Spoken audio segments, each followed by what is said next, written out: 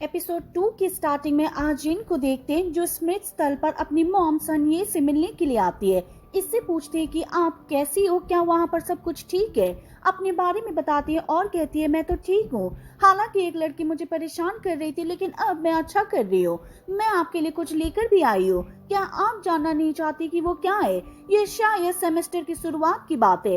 Art वाले teacher ने हमको असाइनमेंट दिया था लेकिन मैं असाइनमेंट पूरी नहीं कर पाई। मैं टीचर के पास आई। मैंने उसको बताया बचपन में मुझे अब्यूज किया गया था, इसलिए मेरी कलाइयाँ काम नहीं करती, इनमें पेन होने लगता है।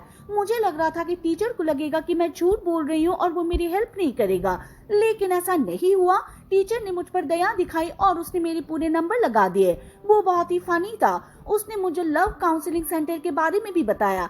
हम यहाँ पर ये सीन देखते भी है।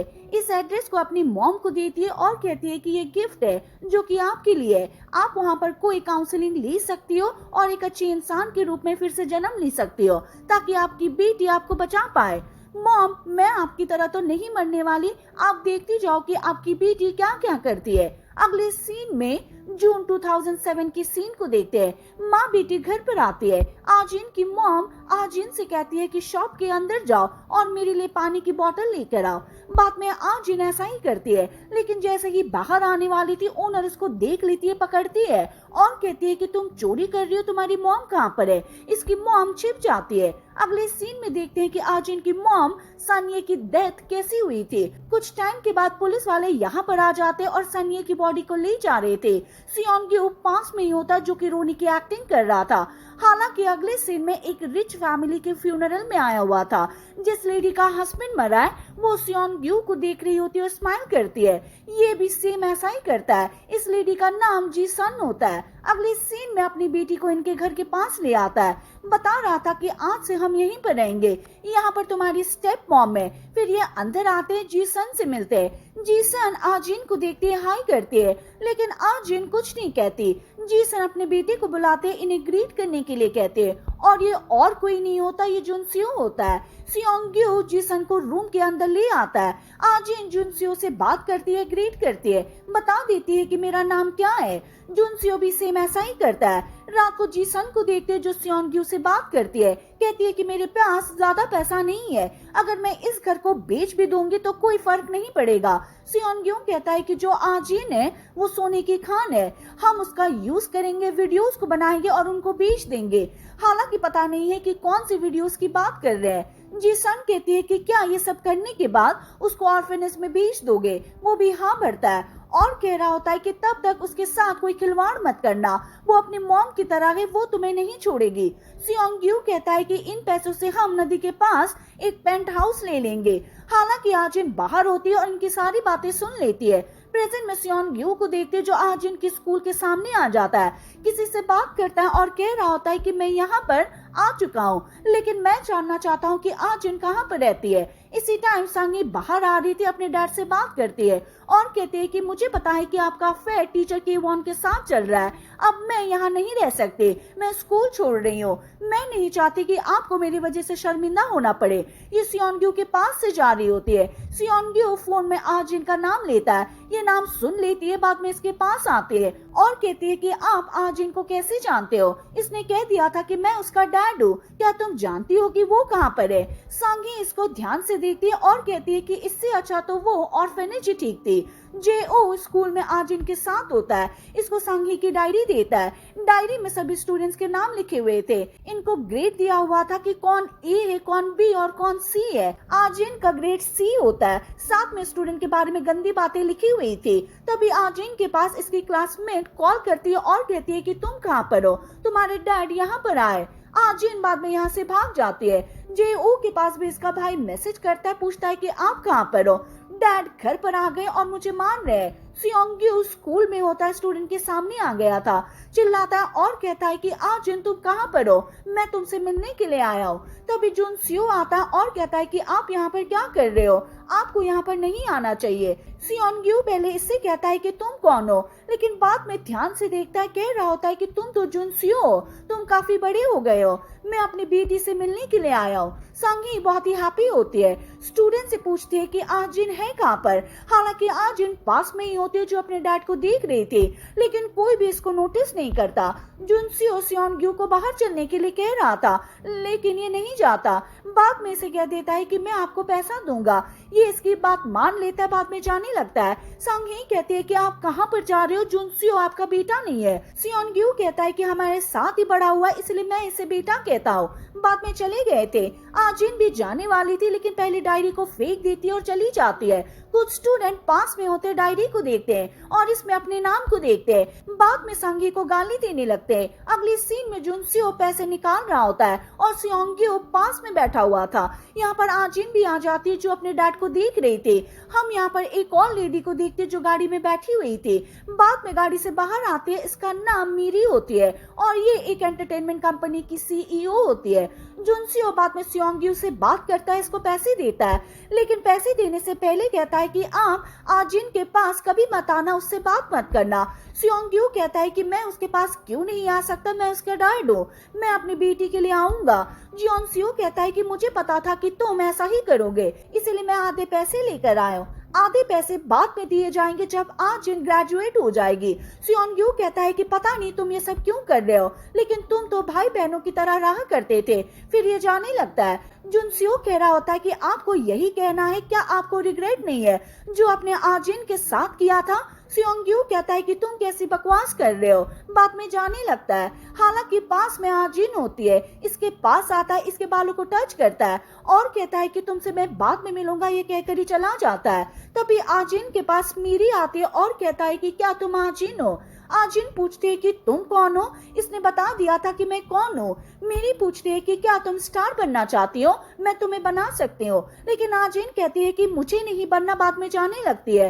मेरी इसको रोकती है, कहती है तुम क्यों नहीं बनना चाहती? क्या कोई दूसरी एजेंसी है जिसने तुम्हें कांटेक्ट किया है? लेकिन आजिन कहती है कि नहीं, मैं इंटरेस्टेड नहीं हूँ, ये कहकर ही चली जाती है। जेऊ को देखते जो कि भागते हुए घर पर आ रहा था। घर पर उसके डैड होते हैं जो कि इसके छोटे भाई को मार रहा होता है। बच्चा बहुत डरा हुआ था। इसके डैड एक चाकू निकालते इसको जान से मारने जा रहे थे, लेकिन तभी जेऊ ये देख लेता है, अपने डैड के पास आता है, इसको बचाता है। अपने डैड से कह रहा होता है कि इसको मत मारिए, आपको जो कुछ भी करना मेरे साथ करो, लेकिन इसके डैड इसकी बात नहीं मानता। पहले जेऊ के फेस पर चाकू मारता है, बाद में इसको मारने जा रहा था, लेकिन इसी बीच इसके डैड को चाकू लग जाता है और इसकी डेथ हो जाती है। आजिन अपने घर पर आ रही थी, साथ में जुनसियो होता है जो कि इससे पूछता है कि क्या तुम ठीक हो? तुम्हारे डैड अचानक से आ गए थे, तुम पास की बातें याद कर रही होगी, लेकिन ऐसा मत करो, उन सबको भूल जाओ। उसे पैसे दे दिए, वो कुछ टाइम के लिए यहाँ पर नहीं आएगा। वैसे सांगी तुम्हारे डैड के साथ थी क्या? वो तुम्हारे डैड को स्कूल के अंदर लेकर आई थी। आजिन कहती है कि चिंता मत करो, मैं उसे पहले ही निपट चुकी हूँ। बाद में देखती भी है कि लड़कियां सांगी से बात करती है, डायरी को दिखाती है और कहती है कि ये सब क्या है, क्या तुम हमारे बारे में ये सब सोचती हो? बाद में इसको मारना स्टार्ट कर देती है। जेओ रात को अपने आंटी से बात कर रहा था। आंटी कहती है कि ये सब क्या है, तुमने अपने भाई को अचानक से यहाँ पर भेज दिया, टैक्सी का फेयर बहुत ज्यादा है, क्या मैं जान सकती हूँ कि क्या हुआ? हालांकि जेओ नहीं बताता, कहता है कि मेरे भाई को हॉस्पिटल में ले जाना और मुझे कभी माफ मत करना। बाद में आजिन के पास कॉल करता है, कहता है तुमने कॉल उठा लिया, चलो अच्छा किया, शायद ये मेरा आखिरी कॉल है। आजिन कहती है कि मैं समझी नहीं। जेओ बताता है कि मैंने अपने डैड को मार दिया, अब मैं पुलिस स्टेशन के सामने हूँ, खुद को सरेंडर करने जा रहा हूँ। लेकिन आजिन कहती है कि ऐसा मत करो, तुम्हें रोना चाहिए, गिड़गिड़ाना चाहिए, तुमने जो काम किया उसके लिए सॉरी होना चाहिए। जेओ कहता है कि तुम रो रही हो, हालांकि मुझे नहीं पता कि तुम कंफर्ट दे रही हो या फिर नहीं दे रही हो, लेकिन इसके लिए थैंक यू। तुम ही पहली इंसान थी जिसने मुझे समझा था और बताया था कि मैं भी यूजफुल हो सकता हूँ, हमेशा हैप्पी रहना। बाद में फोन कट कर देता है। संगी को स्कूल से निकाल दिया जाता है, इसको दूसरे स्कूल में ट्रांसफर होना पड़ता है। 1 से 2 सीजन चले गए थे, स्कूल में सभी हैप्पी होते हैं। आजिन और जुनसियो को देखते हैं। अगले सीन में आजिन अपने एडमिशन को चेक कर रही होती है जो यूनिवर्सिटी के बारे में होता है और ये कंफर्म हो गया था। जुनसियो बहुत ही हैप्पी होता है और इसको उठा लेता है। जेओ कोर्ट में होता है, इसको सजा सुनाई जा रही थी, लेकिन जब सभी को ये पता चलता है कि इसका डैड अपने बच्चों को अब्यूज किया करता था, इसीलिए इसको मारा गया, इन सब को देखते हुए इसको सिर्फ 3 साल की सजा होती है। जेओ साथ में ये सीन याद करता है कि मैंने आजिन से पूछा था कि क्या तुम सच में यूनिवर्सिटी में जाना चाहती हो। ये भी हाँ भरती है और कहती है क्या तुम साथ में आना चाहते हो। मैं सिर्फ यही चाहती हूँ कि तुम चोरी करना छोड़ दो और एक अच्छे इंसान बनो। क्या पता मुझे तुम्हारी कभी जरूरत पड़ जाए और मैं तुम्हें कॉल करूँ। कोर्ट में जेओ अपने आप से कहता है कि वो दिन कब आएगा जब मैं दोबारा आजिन से मिलूंगा। सियोंग्यू गैम्बलिंग कर रहा होता है, लेकिन ये हार जाता है। वो जब चिल्लाता है तो इसको बाहर निकाल दिया जाता है। बाद में स्टोर में आता है, कुछ लेता है, लेकिन फोन में यूनिवर्सिटी की न्यूज को देख लेता है। फिर ये आजिन के स्कूल के सामने आता है और यहाँ पे लिखा हुआ था कि किन किन स्टूडेंट का यूनिवर्सिटी में एडमिशन होगा, और यहाँ आजिन और जुनसिया का नाम भी होता है। वहीं हम जुनसियो को भी देखते हैं जो अपने ग्रैंडफादर से बात कर रहा होता है। बताता है कि मुझे पैसे चाहिए, मेरे एक फ्रेंड की यूनिवर्सिटी में एडमिशन हो गया है, उसे ट्यूशन फीस के लिए कुछ पैसे चाहिए, मैं बाद में रिटर्न कर दूंगा। आदमी पूछता है कि कैसे। जुनसियो ने कह दिया था कि मैं पार्ट टाइम के रूप में काम करूंगा, इंटरेस्ट के साथ आपके पैसे रिटर्न कर दूंगा। बूढ़ा आदमी कहता है ठीक है, तुम एक काम कर लेना, तुम जानते हो कि मैं हर दूसरे महीने अपने ट्रीटमेंट के लिए जापान में जाता हूँ, तुम 3 दिन के लिए मेरे साथ चलना, मेरी देख रेख करना, इसमें तुम्हारा इंटरेस्ट पूरा हो जाएगा। जुनसियो कहता है कि ठीक है, मैं ऐसा ही करूंगा, मैं आपका अच्छा ग्रैंडसन बनूंगा। सियोंग्यू जीसन से मिलने के लिए आता है। जीसन इसको देखती है, कहती है तुम्हें कैसे पता चला कि मैं यहाँ पर मिलूंगी। सियोंग्यू कहता है कि मेरी बेटी कहाँ पर रहती है। जीसन कहती है कि मुझे नहीं पता, वो कोई मेरी बेटी नहीं है, जब तुम जेल में थे तब हम साथ में रहा करते थे, लेकिन वो भाग गई। सियोंग्यू कहता है कि तुम्हारी बेटी को पता है कि वो कहाँ पर रहती है, लेकिन वो नहीं बताएगा। जीसन कहती है कि मेरे बेटे से दूर रहना। सियोंग्यू कहता है कि मुझे पता चला है कि तुम्हारे बेटे का यूनिवर्सिटी में एडमिशन हो गया है। अगले सीन में आजिन को देखते हैं जो अपने बैंक बैलेंस को देख रही होती है। तभी इसके पास जुनसियो आता है, कह रहा होता है कि मेरे पास ये गिफ्ट है, बाद में दिखाता भी है जो कि पैसे होते हैं। जुनसियो कहता है कि मैं अपने ग्रैंडफादर के पास गया था, वो किसी को स्कॉलरशिप देना चाहते थे और मैंने तुम्हारे बारे में बताया और मुझे स्कॉलरशिप मिल गई। आजिन कहती है ठीक है, इसके बदले वो क्या चाहते हैं। जुनसियो कहता है कि कुछ खास नहीं, वो ट्रीटमेंट के लिए जापान जाता है और मुझे उसके साथ जाना होगा ताकि मैं उनका सेवा कर सकूं। अब तुम्हें चिंता करने की कोई जरूरत नहीं है, सिर्फ अपने ड्रीम को फॉलो करो। अगले सीन में संगी को देखते हैं। इसको पता चलता है कि आजिन कहाँ पर रहती है। रात को आजिन अपने घर पर आती है, लेकिन तभी सामने इसका डैड होता है। आजिन कहती है कि चले जाओ, नहीं तो पुलिस के पास कॉल कर दूंगी। ये इसके फोन को लेता है, कहता है कि एक डैड अपनी बेटी से मिलने के लिए आया है, ये कोई क्राइम ना थोड़ी है, वैसे मुझे पैसे चाहिए। आजिन कहती है कि मेरे पास पैसे कहाँ से आएंगे। सियोंग्यू कह रहा होता है कि मुझे पता है कि तुम्हारी यूनिवर्सिटी में एडमिशन हो गया है और तुम्हारे पास ट्यूशन फीस होनी चाहिए। वो कहाँ पर है, क्या इस बैग में है। बाद में बैग छीन रहा होता है, लेकिन आजिन नहीं देती, अपने डैड को मारती है। इसके डैड बहुत ही गुस्से में आ गए थे। बाद में बैग को लेता है, इसमें पैसे होते हैं। आजिन को नीचे गिरा देते और लात पे लात मार रहा था। बाद में सारे पैसे लेकर चला गया था। अब आजिन नीचे पड़ी हुई थी, अपने पास के सीन को याद करती जब वो रूम में सोई हुई थी, लेकिन तभी इसके पास जुनसियो आता है और कह रहा होता है कि मुझे फीवर हो गया है। आजिन कहती है कि मेरे पास क्यों आ रहे हो, अपनी मॉम के पास जाओ। जुनसियो कहता है कि मैं गया था, लेकिन मेरी मॉम ने कह दिया था कि सो जाओ। आजिन कहती है ठीक है, मैं मेडिसिन लेकर आती हूँ। अगले सीन में इसे कहती है कि मुझे मेडिसिन नहीं मिली, इसीलिए मैं तुम्हें गीला कपड़ा लगा रही हूँ। वैसे मुझे लगता है कि तुम अपने मॉम से मेल नहीं खाते। जुनसियो कहता है कि ऐसी कोई बात नहीं है। फिर फोटो को दिखाता और कहता है कि देखो हम दोनों सेम है। आजिन यहाँ पर एक आदमी को देखते कहती है कि ये कौन है। जुनसियो कहता है कि ये ड्राइवर है, इसका नाम मिस्टर कैंग है। जब मेरे डैड की डेथ हो गई थी तब ये फॉरेन में चला गया था। अगले सीन में नौकरानी आजिन से बात करती है, कहती है कि मैं जुनसियो को हॉस्पिटल में ले जा रही हूँ, जब जीसन जाग जाए तो उसको चाय दे देना। आजिन कहती है कि ठीक है। अगले सीन में यहाँ पर आती भी इसको बता देती है कि मैं चाय लेकर आई हूँ। बाद में कहती है कि घर में सिर्फ हम दोनों ही है। जुनसियो बीमार है, अपने डैड की फोटो को देख रहा था, उसे मिस करता है और वो उसका रियल डैड है। जीसन कहती है कि तुम कैसी बात कर रही हो। आजिन कहती है आप तो सीरियस हो गई, लेकिन मैं तो मजाक कर रही हूँ। लेकिन बाद में कहती है कि मुझे पता है कि उसका रियल डैड कौन है, वो मिस्टर कैंग है, लेकिन वो फॉरेन में क्या कर रहा है और ये कोई मजाक नहीं है। जीसन इसके पास आती है, कहती क्या तुम मुझे धमकी दे रही हो। आजिन कहती है कि नहीं, मैं सिर्फ यही चाहती हूँ कि आप मुझे ऑर्फनेज में मत भेजो और मेरे लिए कुछ नए कपड़े लेकर आना, क्योंकि आप जानती हो कि अगर जुनसियो को पता चल गया कि उसका रियल डैड कौन है तो पता नहीं वो क्या करेगा। अगले सीन में नए कपड़े पहनती है, जुनसियो को दिखाती है और बताती है कि मैं बाहर जाने वाली हूँ। जुनसियो कहता है कि मैं भी बाहर आना चाहता हूँ, लेकिन मेरी मॉम मुझे बाहर नहीं जाने देगी। आजिन कहती है कि तुम्हारी मॉम तुमसे प्यार नहीं करती, वो तुम्हें आसपास के पड़ोस के पास भी नहीं जाने देती। जब तुम बीमार थे तो वो तुम्हारे पास भी नहीं आए, पूरी रात मैं ही तुम्हारे पास थी, वो तुम्हारी परवाह भी नहीं करती। जीसन पास में ही होते सारी बातें सुन लेती है। अगले सीन में जीसन सियोंग्यू के पास कॉल करती है, कहती है कि कैसी बेटी है, इसको यहाँ से ले जाओ, ये मुझे परेशान कर रही है। सियोंग्यू कहता है कि मैंने कहा था कि उसके साथ खिलवाड़ मत करना, लेकिन तुमने मेरी बात नहीं मानी। जीसन कहती है कि मुझे नहीं पता, इसको ले जाओ, नहीं तो मैं तुमसे शादी नहीं करूंगी। सियोंग्यू कहता है ठीक है, मैं घर के पास ही आ रहा हूँ, उसे किसी तरह घर के बाहर ले आओ, लेकिन उसे डाउट नहीं होना चाहिए। अगले सीन में आजिन रूम से बाहर आती है, लेकिन सामने जीसन होती है। आजिन कहती है कि ये क्या है, क्या आप मेरी जासूसी कर रही हो? मैंने आपको बताया था कि मैं क्या जानती हूँ, शायद आपका बेटा पहले से जानता है कि तुम कैसी हो, तुम एक कचरा हो। जीसन गुस्से में आ जाती है, इसको पकड़ती है, इसको ले जा रही होती है, लेकिन आजिन चिल्लाती है। जुनसियो सोया हुआ था, इसकी आवाज को सुन लेता है, बाद में इसको देखने के लिए नीचे आता है। एक रूम को देख रहा था क्योंकि यहाँ से आजिन चिल्ला रही होती है। जैसे ही डोर को ओपन करता है, जीसन आजिन को पानी में डुबा रही थी, लेकिन बाद में दोनों इसको देखती है।